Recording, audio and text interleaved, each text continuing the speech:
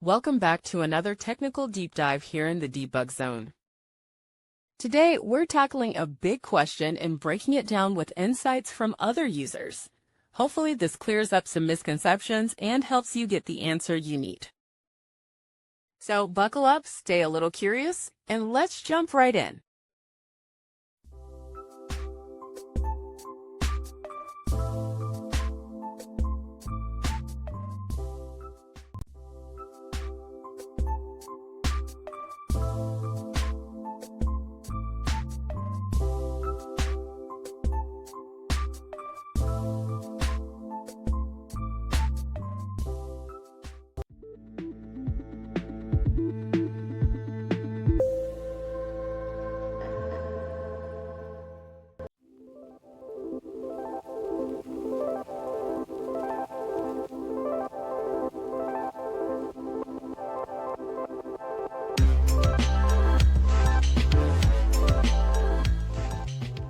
And that's a wrap.